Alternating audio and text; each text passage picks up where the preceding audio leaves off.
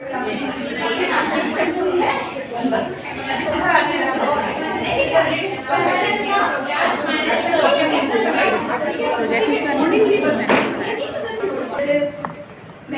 गिरामी, मेरे खद्दिल अजीज साथी और मेरी तालिबात, अस्सलाम वालेकुम। जैसे कि आपके इल्म में है कि आज हमारे कॉलेज में स्ट्रीम एग्जीबिशन का इनेकाद किया गया है।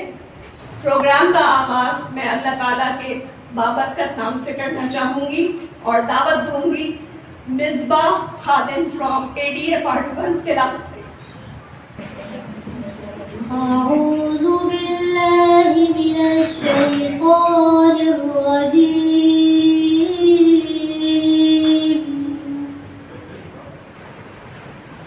बिस्मिल्लाहिर रहमानिर रहीम। वद्दुहा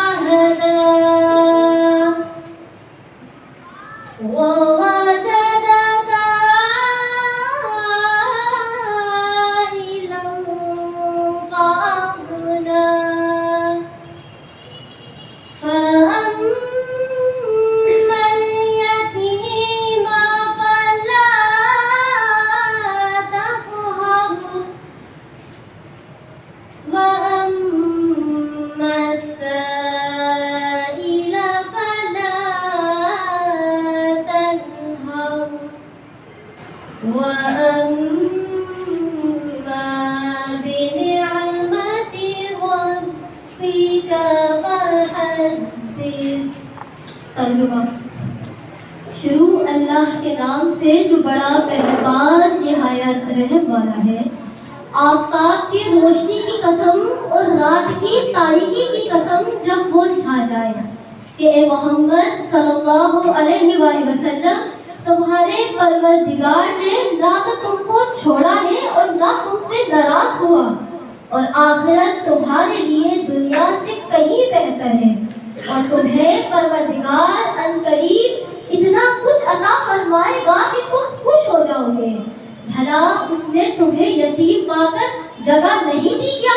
बेशक दी, और रास्ते से नवाकिफ देखा तो सीधा रास्ता दिखाया, और उसने तुम्हें तंगदस्त पाया तो गनी कर दिया।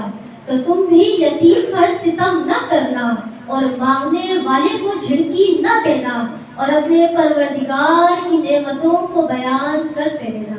सल्लल्लाहुल अज़ीम। सुभान अल्लाह। नाते रसूल मक़बूल सल्लल्लाहु अलैहि वसल्लम के लिए अब मैं दावत देती हूँ Afifa Aamir from first year science.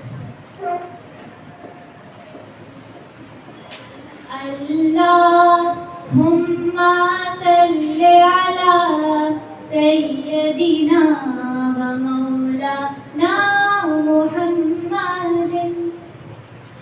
ज़मीं मैली नहीं होती, ज़मीं मैली नहीं होती, ज़मन मैला नहीं होता। मुहम्मद के गुलामों का, मुहम्मद के गुलामों का कफन मैला नहीं होता।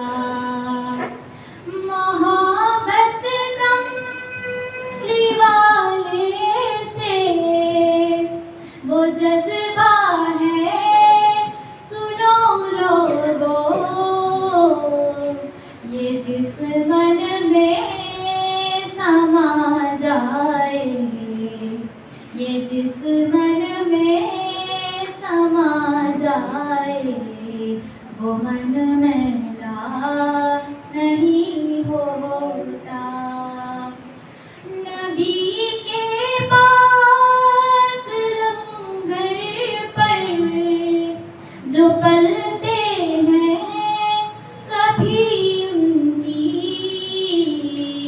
ज़बां मैली नहीं होती, ज़बां मैली नहीं होती, सहन मैला नहीं होता। मोहम्मद के गुलामों का, मोहम्मद के गुलामों का कफन मैला नहीं होता।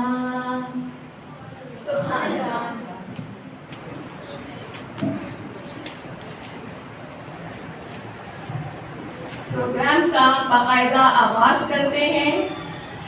आप सब, हम टीचर्स भी, सारी तालिबात भी, अभी तक हम टर्म साइंस एग्जीबिशन से वाकिफ थे, जिसमें मुख्तलिफ साइंस के जो सब्जेक्ट्स होते हैं, फिजिक्स है, केमिस्ट्री है, जोलॉजी है, बॉटनी है और दूसरे सब्जेक्ट्स हैं, उनके प्रोजेक्ट बना लिए जाते थे, उनके मॉडल्स बना लिए जाते थे, वर्किंग हो या नॉन वर्किंग, और वो एग्जीबिशन प्लस स्कूल और कॉलेजेस में इनेकाद किया जाता था।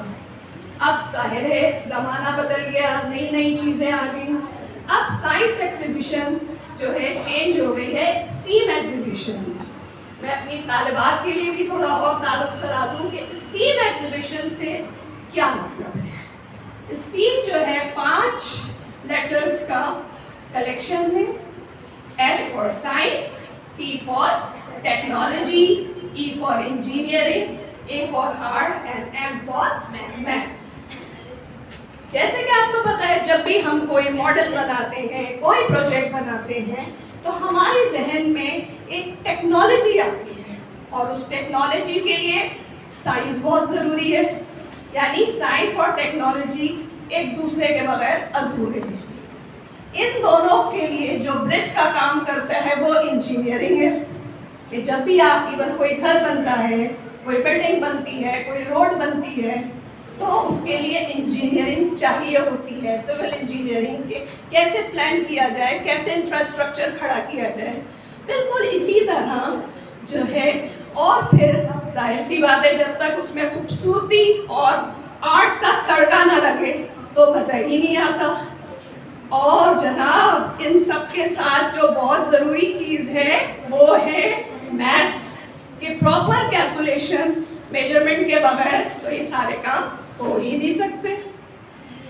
अब मुझे एहसास हो रहा है कि हमारी तालिबात बहुत बेचैनी से मुंतज़िर हैं कि जजेस जो हैं उनके पास पहुँचे, उनके प्रोजेक्ट को देखें, सराहें। तो मैं अपने जजेस से दरख्वास्त करती हूँ कि अब वो बारी बारी प्रोजेक्ट्स में जाएं और अपने जजमेंट का आगाज़ करें।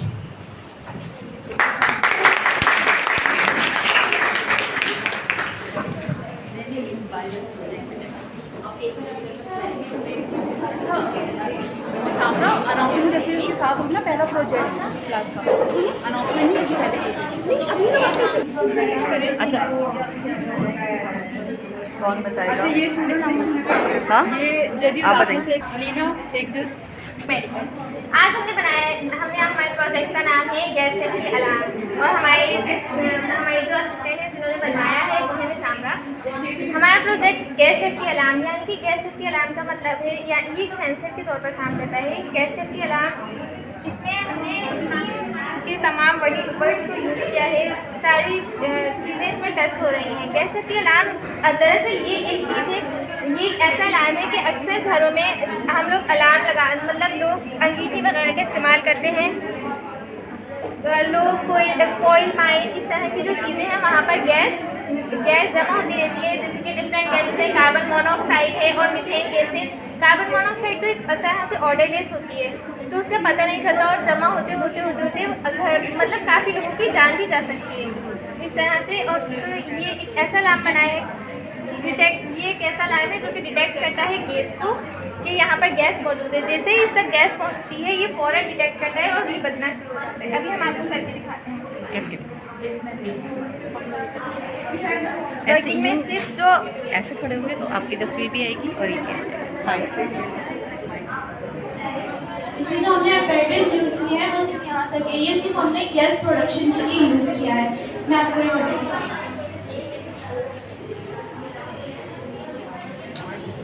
क्या डालनी है? जैसे हम गैस प्रोडक्शन लगा रहे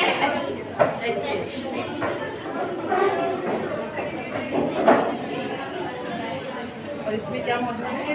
calcium carbonate. Calcium carbonate powder जी, जैसे ही देखें मैंने इसमें डाला तो यहाँ से गैस प्रोड्यूस हो रही है और फ़ौरन ये डिटेक्ट करेगा, तो फिर तो हमारे जैसे ही इस तक कोई भी गैस पहुँचे लाइक मीथेन, कार्बन मोनोऑक्साइड, तो ये फ़ौरन सेंस करेगा उस गैस को और बता देगा। जैसे अभी कुछ दिन पहले बलूचिस्तान में वाक़या हुआ है मंस्की इलाके में, तो वहाँ पे कोल माइन से बहुत सारे अफराद जो है वो जा भाग हुए। जी घुटने से। जैसे ही हम कैल्शियम कार्बोनेट लिया और HCl तो क्या बना? जिस वजह से तो एक सॉल्ट बना कैल्शियम क्लोराइड प्लस जो है कार्बन डाइऑक्साइड गैस रिलीज हुई है उससे वो यहाँ पे वो फौरन ही मरकरी बीच में लगा हुआ है। ये सर्किट इनकम्प्लीट है, लेकिन जैसे ही गैस यहाँ पर गई इसने मरकरी को पुश किया और सर्किट कंप्लीट हुआ तो अलार्म बजना शुरू हुआ। अच्छा, कार्बन डाइऑक्साइड को डिटेक्ट करने का मीथेन से निकल गया। जी, और ये अभी आपने अपने इंट्रोडक्शन में बताया था कि वो कार्बन मोनोऑक्साइड है। कार्बन डाइऑक्साइड और जैसे बहुत सी जो गैसेज होती है पॉइजनस उन्हें ये डिटेक्ट कर सकता है। कौन सी स्पेसिफिक कौन सी gases methane, carbon monoxide, carbon dioxide. लेकिन आपने परफॉर्म जो किया है उसमें कार्बन डाइऑक्साइड प्रोड्यूस हो रही है। अगर हम यहाँ पे मतलब अपना जो नॉर्मली अगर घर में कोई चूल्हा खुला रह गया या जैसे भी उसकी कॉन्सेंट्रेशन बढ़ने से पहले ही उसे डिटेक्ट करेगा और सेंस करके अलार्म। तो ये हम मतलब ये हम असल मकसद ये है कि एक अलार्म तो ये इतना महंगा नहीं है, हमने बहुत सस्ती चीज़ों को इसमें इस्तेमाल किया है। तो ये अलार्म हर जगह मतलब कि घरों में इस्तेमाल होना चाहिए ताकि काफ़ी लोगों की जान बच सके। और जो है कोयल माइन में इस्तेमाल होना चाहिए ताकि वहाँ पे कार्बन मोनोऑक्साइड बहुत ज़्यादा जहाँ पे भी जान का रिस्क है वहाँ पे ये यूज़ करना चाहिए, जहाँ भी इस तरह के वाक़यात होते और हैं। ज़्यादातर ये वाक़यात कोल माइंस में। स्टील और हमने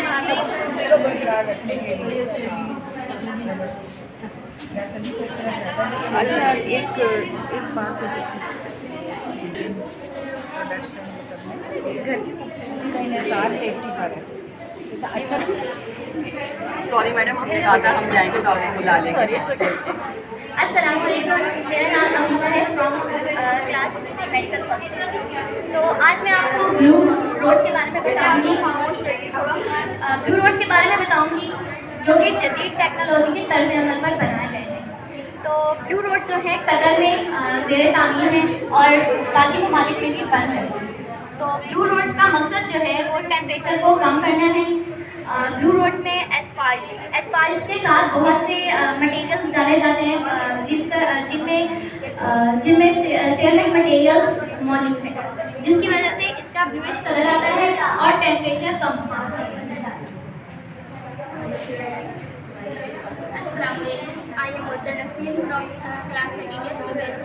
मैं आपको बताऊंगी प्लेन रोड्स के बारे में बताऊंगी कि प्लेन रोड मैं आपको बताऊंगी प्लेन रोड्स के बारे में। प्लेन रोड अप्रिशिएट करने आया ये नहीं, हम तो खुद आपने जैसे बच्चों को करवाते हुए आ रहे हैं ना, इसलिए बिल्कुल रिलैक्स होके पहले सबसे पहले एक लंबा सांस लो, एक लंबी से सीखने के लिए ऐसे आई है, बच्चे इतने टैलेंटेड हैं और आप लोगों ने इतनी मेहनत की है और उसकी प्रेजेंटेशन बस आपने करनी है। और एक बात सुने, आप लोग फर्स्ट टाइम ये कर रहे हैं तो इसलिए आप लोग को थोड़ा सा ऐसा लग रहा है, जब आप नेक्स्ट ईयर करेंगे तो आप लोग बहुत अच्छा होगा और नेक्स्ट ईयर इस तरह से आप लोग चाहते। तो आप ये सोचें कि ये आपने इतना अच्छा प्रोजेक्ट आप लोगों ने बनाया, अभी एक बच्ची ने इतना अच्छा एक्सप्लेन किया है, कोई टेंशन के साथ नहीं करना है कुछ भी, रिलैक्स होके आप हमारे बच्चों की तरह हमारे स्टूडेंट्स हैं। तो हम यहाँ पे सिर्फ ये थोड़ी कि जज हैं और डंडा लेके खड़े हुए हैं, हम आपको अप्रिशिएट करना है बस। आप रिलैक्स ऐसे जैसे आप अपने टीचर्स के साथ कर रहे होते हैं, एज अ जज हमें नहीं लो, हम आपके टीचर्स हैं, ठीक है। अब बताओ। मैं आपको बताऊंगी प्लेन रोड्स के बारे में। प्लेन रोड्स हैं, इसमें एस्फाल्ट और टारकोल यूज होता है जो कि सूरज की छाँव को एब्जॉर्ब करता है। इसकी वजह से हमारे टेम्परेचर हाई हो जाता है और जो हमारे पौधे को इफेक्ट करते हैं, उसके सबके पौधे जो है मुरझा गए हैं, कलर सही। ये ब्लैक रोड और ये ब्लू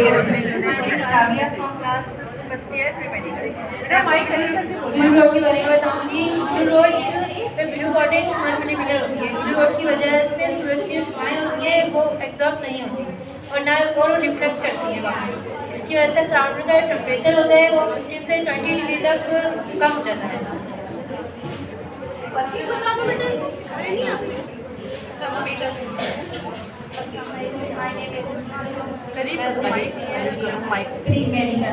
इसकी वजह ये है कि सराउंडिंग टेम्परेचर जो है वो कम रहता है और रिड्यूस हो जाती है और जिसकी वजह से अच्छा, आपने क्या प्रैक्टिकली कोई वर्किंग है? मैंने भी कहा है राबिया, वर्किंग में बता रहे हैं। मैं आपको इन सब के बेनिफिट्स बताऊंगी। ब्लू रोड्स के हमारे पास बहुत से फ़ायदे हैं, जिनमें से कुछ मैं आपको बताऊंगी। ब्लू रोड्स का फ़ायदा ये है कि हमारी जो एयर है ना वो इतना मतलब आलूगी से पाक हो जाती है और माहौल खूबसूरत हो जाता है, ब्यूटी बढ़ जाती है एनवायरनमेंट की, और पॉल्यूशन जो है वो रिड्यूस हो जाती है। और स्मोक फॉर्मेशन जो है, स्मोक फॉर्मेशन जो आजकल का सबसे ज़्यादा मसला है पंजाब का, स्मोक फॉर्मेशन जो है वो इस ब्लू रोड्स की वजह से स्मोक फॉर्मेशन खत्म हो जाती है। प्रैक्टिकली इम्प्लीमेंट होगा जैसे आपको मोहतरमा मरीम ने बात सुन रहे कि वहाँ पे जो जदीद टेक्नोलॉजी के बारे में वहाँ से हर जदीद टेक्नोलॉजी पंजाब में भी लेके आई जाए, जिससे ये स्मोक फॉर्मेशन कम होगी और माहौल। आप इनकी वर्किंग तो दिखा रहे हैं, आप सब इनकी वर्किंग तो दिखा देना बेटा कि टेम्परेचर देखिए इसका टेम्परेचर 24 है। ठीक है ब्लैक रोड का। ठीक है। सही, black road and blue road दोनों साथ और थर्मोमीटर भी लगा हुआ है टेम्परेचर दिखाने के लिए। अच्छा, आपने ये टेम्परेचर कम करने और टेम्परेचर बढ़ाने के लिए क्या यूज़ किया है? ये हमारी वर्किंग है। एनवायरनमेंट में रहते हुए हमने आपको 2 अलग टेम्परेचर दिखा रही है हमारा। ये तो थोड़ा सा ये मतलब ये ब्लैक, हाँ वो मुझे थोड़ा यही देखना था कि वाकई दोनों टेम्परेचर में डिफरेंस आ रहा है ना टेम्परेचर। ये आप लोगों ने देख लिया ना कि उसमें 24 है। ये प्रैक्टिकल एप्लीकेशन है। Very good excellent. हमें ये बता दें हमारा जो प्रोजेक्ट है ना 5 फील्ड से ताल्लुक रखता है। सबसे पहले टेक्नोलॉजी, थोड़े ही अच्छे नहीं होते, कुछ नंबर ज़्यादा भी प्रोजेक्ट बन ही नहीं सकता। उसके बाद मैथमेटिक्स जो कि और इसके बाद आर्ट्स खूबसूरती के बगैर तो ये अच्छा नहीं लगता, मतलब जैसे होती है खूबसूरती आर्ट्स वगैरह के लिए। फिर उसके बाद इंजीनियरिंग, रोड्स जो है मैकेनिकल इंजीनियरिंग की वजह से बनते हैं, तो उसमें भी आर्ट्स इंजीनियरिंग है, स्टीम है, तो मतलब कि हमारी 5 फील्ड्स इसमें मौजूद हैं, काम करें। आर्ट्स इकोनॉमिक्स की स्टूडेंट हूँ। अस्सलाम वालेकुम, मेरा नाम ईमान नबी है। मैं फर्स्ट ईयर आर्ट्स इकोनॉमिक्स की स्टूडेंट हूँ। हमारी प्रोजेक्ट इंचार्ज मिस अमरी हैं। ये प्रोजेक्ट मैंने और मरियम ने मिलकर बनाया है। हमारा प्रोजेक्ट है CIPET, China Pakistan economic corridor. Explain करें। ये गुजरात पास है। ये एक छोटा सा गांव है, ग्वादर है। ये एक छोटा सा गांव है। यहाँ पे हवाई अड्डा बनाया गया था। यहाँ से शहर शुरू हो रहे हैं। फिर यहाँ पे तालीम के ज़राए और रोज़गार ये ज़राए के ज़राए हासिल हुए। यहाँ से पाकिस्तान तरक्की करना शुरू हो गया। ये गुजरात है। यहाँ से गुजरात के आगे से चाइना की तरक्की स्टार्ट हो गई। यहाँ ईरान है, यहाँ अफगानिस्तान है। यहाँ से इन दोनों को मदद मिलती है। इसका ऐलान 2013 में किया गया। ये मंसूबा 20 अप्रैल 2015 को शुरू किया गया। इसमें $40 अरब मालिक के 51 माहिदों पर मुश्तमिल हुए। चलिए मैं दूसरा बंदा एक्सप्लेन कर रहे हैं। माइक है बेटा उनके पास, माइक है। अस्सलाम वालेकुम, मेरा नाम मरियम रानी है। हमारा आज का प्रोजेक्ट है सीधे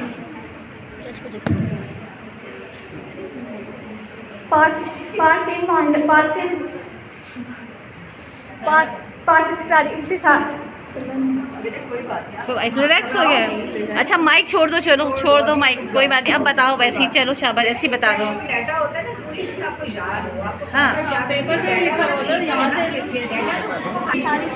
इक़्तिसादी ताउन चीन के साथ बेहतर तिजारत और जुनूबी एशिया ममालिक को मज़ीद बेहतर बनाने के लिए जुनूबी एशिया ममालिक को मज़ीद बेहतर बनाने के लिए पाकिस्तान के अंदर बुनियादी ढांचे को दो तरफा सीपे का बहुत बड़ा दो तरफा मंसूबा है। इसका ऐलान बता दो कितना हो गया, कितना रह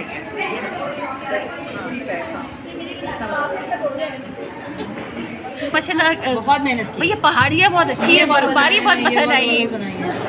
ये बहुत खूबसूरत है। अमीन ये तुमने बर्फबारी अच्छी करवाई, जरा थोड़ी सी अल्लाह ताला से दुआ करें कराची में भी हो जाए। अस्सलाम वालेकुम, मेरा नाम मनाहिल अकमल है।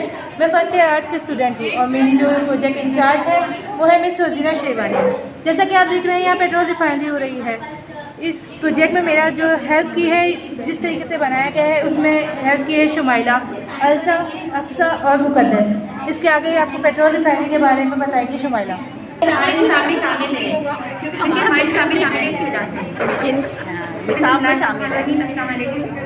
जब ज़मीन से निकलता है तो खाम हालत की शक्ल में निकलता है, यानी क्रूड ऑयल की शक्ल में निकलता है। इसे मुख्तलिफ कारआमद मसनूआत में तब्दील करने के लिए शिप के ज़रिए पेट्रोलियम रिफाइनरी में लाया जाता है और फिर इसे मुख्तलिफ मराहिल से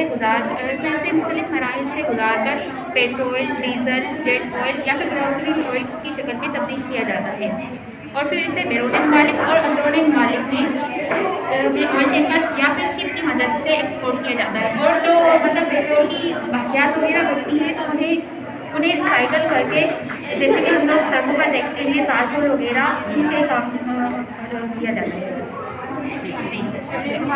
ये वाला पोर्शन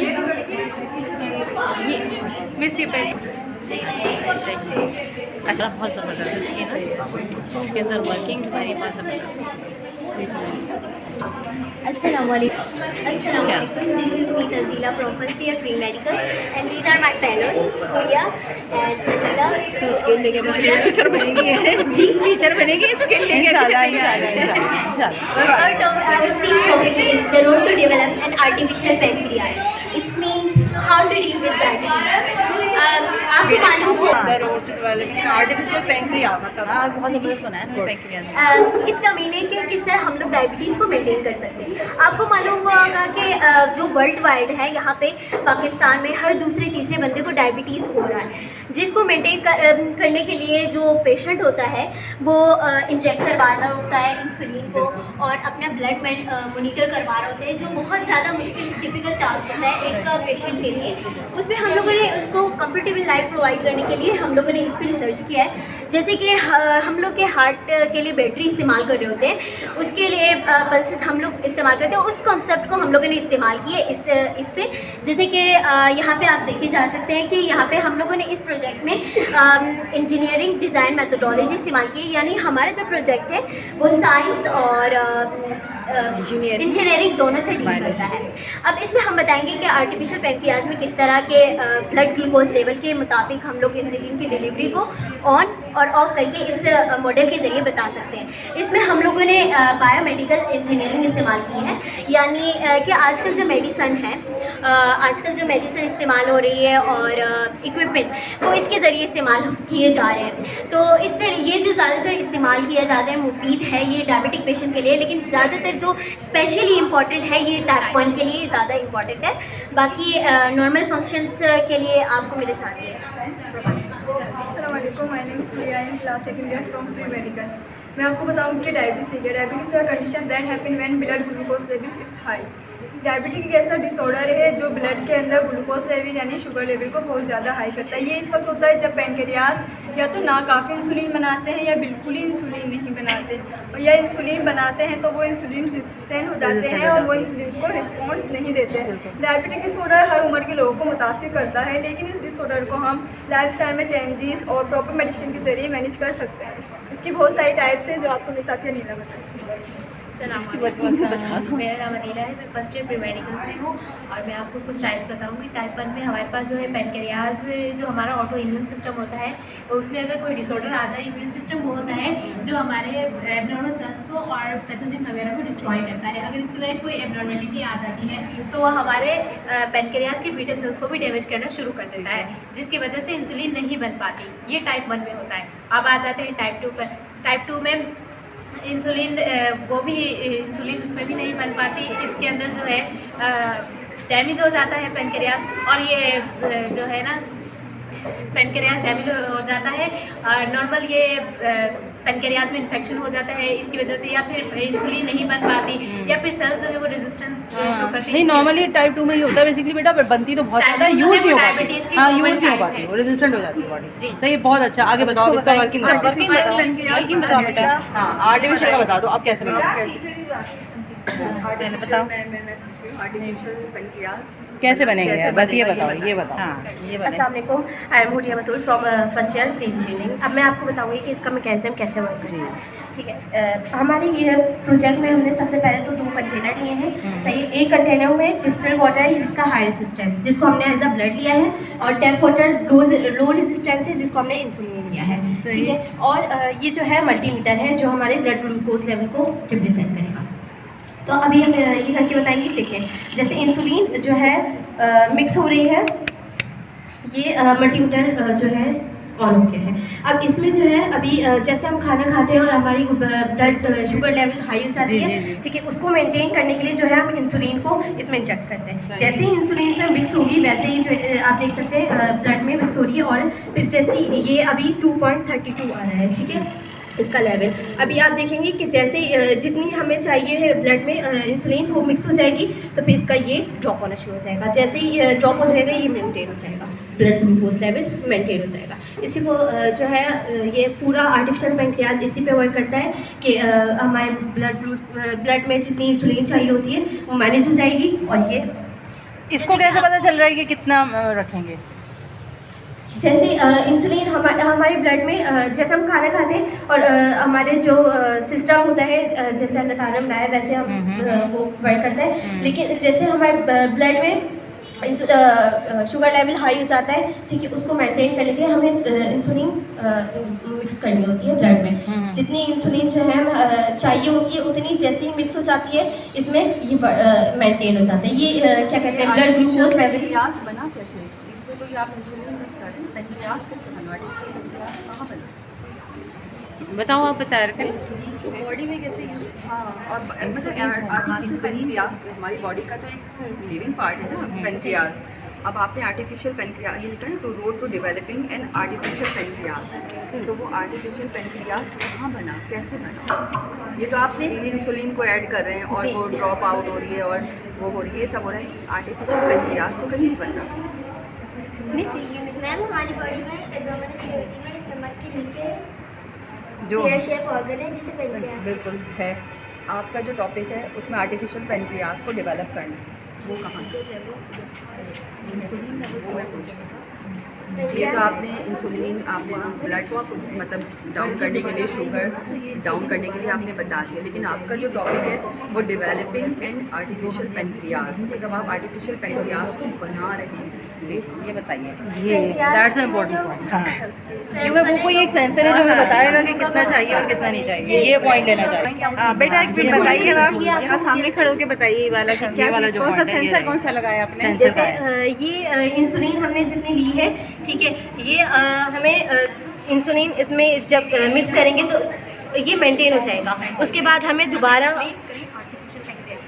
एक्सप्लेन करते हैं, बताएं कहाँ लाइक अप्लाई करेंगे, किस तरह से करेंगे वो बताइए, उसको डिवाइस पे किस तरह कन्वर्ट करेंगे इसको, और ये स्क्रीन कैसे मैनेज करेंगे बताइए बेटे। अच्छा, ये वो जहाँ तक मैं समझ पाई हूँ, ये उस तरह की डिवाइस चिप डेवलप कर रहे हैं जो ऑस्ट्रेलिया में और बाकी जगहों पे मेरी कज़न की बेटी के लगी हुई है। वो पैदाइशी तौर पर डायबिटिक थी, वो ये वो अलार्म देते ही बीप देती है कि ड्रॉप हो रही है शुगर, है ना, या मीटर लगा। ये देखिए ये मीटर है, अच्छा। ये इंसुलिन मीटर जी, अच्छा, ये इंजेक्ट करते हैं हम लोग, सही। ये इसी मेंटेन करते पेशेंट एडोसी कम हो रही है, ये खुद ब खुद ये ऑटो इम्यून सिस्टम है, ये ऑटो है, इसमें से खुद ही हो रहा है, इसको हम लोग बनाते हैं। नीचे आ गए देखिए 25 तक ये पहुंच गई, 26 ये हमारा बैलेंस हो गया है।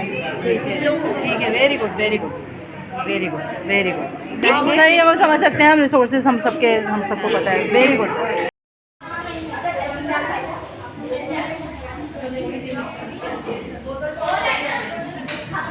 Assalamualaikum. My name is Faradila Nasif. I am the student of first year computer science.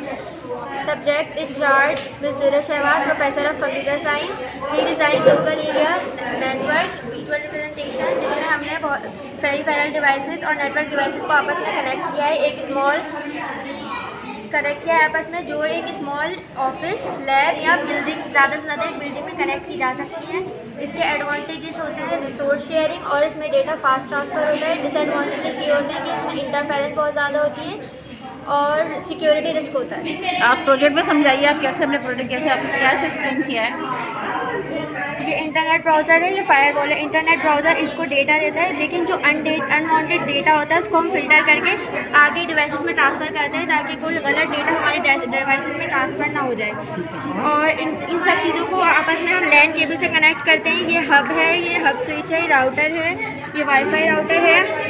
इसमें इनपुट डिवाइसेस भी होती हैं और आउटपुट डिवाइसेस भी होती हैं। इनपुट डिवाइसेस ये कीबोर्ड और लैपटॉप की स्क्रीन, और इसमें एक फ़ायदा ये भी है कि जैसे ये एक प्रिंटर है तो ये एक प्रिंटर सब यूज़ कर सकते हैं, क्योंकि ये एक स्मॉल एरिया में बनाया गया है। तो ये नहीं है कि इसके लिए हम अलग प्रिंटर लगाएंगे, अलग प्रिंटर, तो एक ही प्रिंटर से इन सबका भी काम हो सकता है। सारे पीसी में काम करेंगे। आपके मेंबर्स कौन कौन से हैं आपके? हमारे मेंबर्स हैं ये अमीना आसिफ हैं, यमुना फहीम, मैमा और फातिमा।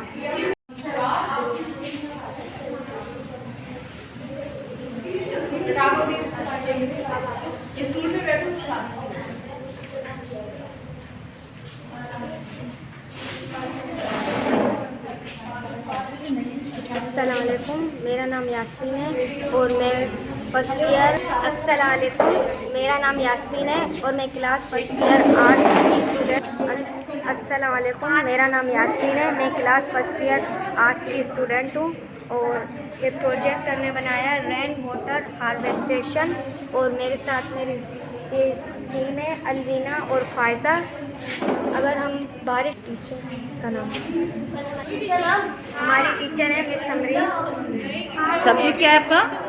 रेन वाटर हार्वेस्टेशन, इकोनॉमिक्स के हवाले से। ठीक है जी, चलिए बताइएगा क्या कर रहे हैं आप लोग यहाँ पे? अगर बारिश का पानी जमा कर लिया जाए और इसे बाद में इस्तेमाल में लाया जा सके, जैसे फसलों के लिए और बागबानी के लिए भी इस्तेमाल में लाया जा सकता है, और इंसानी ज़िंदगी की ज़रूरियात में भी इस्तेमाल में लाया जा सकता है। प्रोजेक्ट पे कैसे बता रहे हैं आप इस चीज़ को? कि पहले पानी गंदा पानी जमा कर के फिर बारिश का पानी, हाँ, बारिश का पानी फिल्टर करके फिर ये फिल्टर हुआ, इस्तेमाल में लाया जाता है। स्टोर होने के बाद ये फसलों में जा सकता है, और घरों की ज़रूरियात में भी।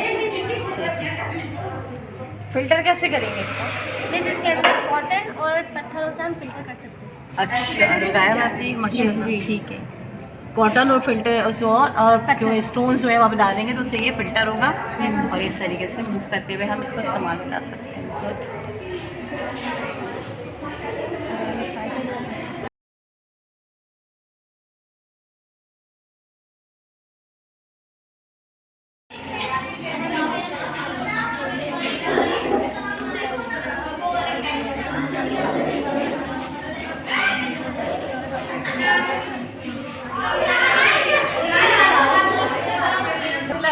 अस्सलाम वालेकुम, मेरा नाम मरियम रानी है। हमारा प्रोजेक्ट है सीके। मेरी क्लास फर्स्ट ईयर आर्ट्स है। हमारा प्रोजेक्ट है। चलो बेटा। अस्सलाम वालेकुम, मेरा नाम मरियम रानी है। हमारा प्रोजेक्ट है सीपेक। सीपेक, जैसे कि आप जानते हैं सीपेक से बहुत से फ़ायदे होते हैं हासिल हम सबको, वरना सीपेक से पाकिस्तान चाइना राहदारी पाकिस्तानी ममालिक को बेहतर बनाने के लिए ये 2 तरफ़ा मुआहदा तय हुआ है। इसका ऐलान 2013 में किया गया।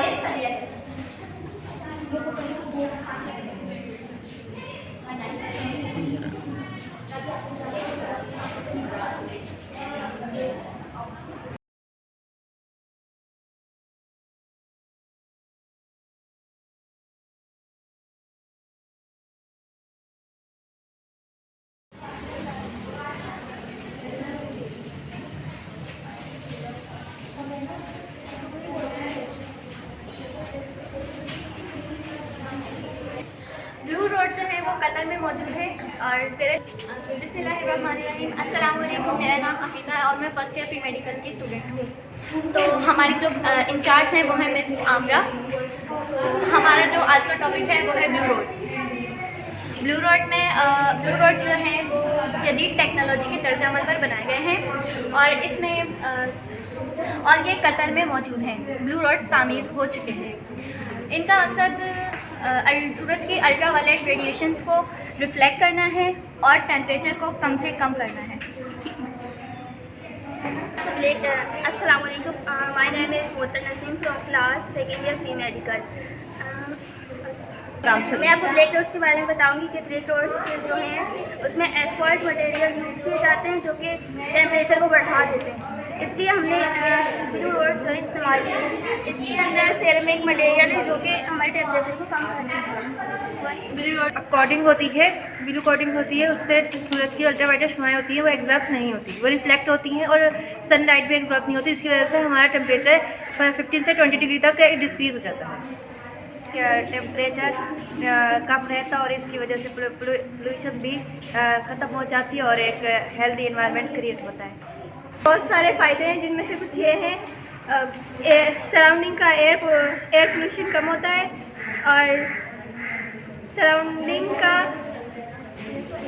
तुम लोग बड़ा फ़र्क करोगे मिस मोहतरमा। कुछ दिनों पहले हमने टीवी पे सुना कि मोहतरमा मरियम नवाज़ जो कतार में जदीद टेक्नोलॉजी के ब्लू रोड है वो पंजाब में भी लेके आना चाहती है, तो इससे हमारा मुल्क वर्ल्ड का मॉडर्न वर्ल्ड बनेगा। ये तो अस्सलाम वालेकुम, मेरा नाम हमना है, मैं फर्स्ट ईयर इंजीनियरिंग की स्टूडेंट हूँ। मेरा नाम प्रोजेक्ट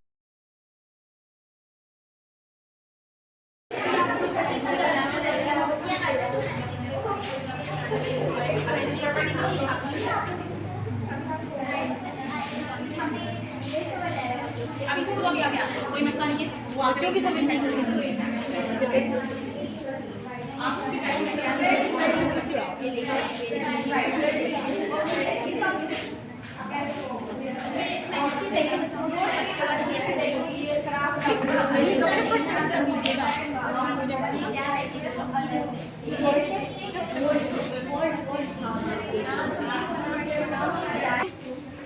बिस्मिल्लाहिर्रहमानिर्रहीम। मैं हूँ शुमाइला उमर अप्रो और मैं पेट्रोल रिफाइनरी की को आपको एक्सप्लेन करती हूँ। जैसे कि चलो बिस्मिल्लाहिर्रहमानिर्रहीम, अस्सलाम वालेकुम। मैं शुमाइला उमर अप्रो अपने साथियों के साथ पेट्रोलियम रिफाइनरी का मैंने प्रोजेक्ट बनाया है जो कि हमारे 12वीं क्लास का एक मज़मून भी है।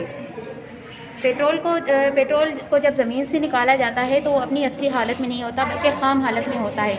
इसे असली हालत में लाने के लिए शिप के ज़रिए पेट्रोल रिफाइनरी की जाती है और फिर इसे मुख्तलिफ़ मराहिल से गई। चलो जी ओके हाँ। पेट्रोल को जब ज़मीन से निकाला जाता है तो ये ख़ाम हालत में होता है। इसे असली हालत में लाने के लिए शिप्स के ज़रिए इसकी पेट्रोल रिफाइनरी की जाती है और फिर इसे मुख्तलिफ़ मराहिल से मैं फिर से स्टार्ट करती हूँ। ठीक है। बिस्मिल्लाहिर्रहमानिर्रहीम, अस्सलाम वालेकुम। मैं Nahil Akmal first year arts में हूँ। मैं अपनी मिस रोज़ीना के साथ जो कि हमारे प्रोजेक्ट इंचार्ज हैं उनके साथ हमने ये पेट्रोल रिफाइनरी का प्रोजेक्ट बनाया है जो कि हमारे निसाब में शामिल है। पेट्रोल जब निकलता है ज़मीन से वो अपनी असली हालत में मौजूद नहीं होता, जो शिप के ज़रिए पहुंचाया जाता है और पेट्रोल रिफाइनरी के लिए उनको आम हालत में लाने के लिए उसको इस तरीके से रिफ़ाइन किया जाता है। पहले ड्रम्स में आता है, उसके बाद इस तरीके से मशीन से उसकी चलती हैं, फिर वो ट्रक्स के ज़रिए फैक्ट्रीज़ में जाता है। उसके बाद वो इन जगहों पे पहुंचता है, जैसे पेट्रोल पंप हो गए, गाड़ियों में जाता है, और हवाई जहाज़ होते हैं, एरोप्लेन्स होते हैं, उन सब में भी पेट्रोल जाता है। हमारे प्रोजेक्ट के मेंबर अलसा जावेद, मुकद्दस, शुमाइला और अक्सा। किधर है? हाँ हाँ।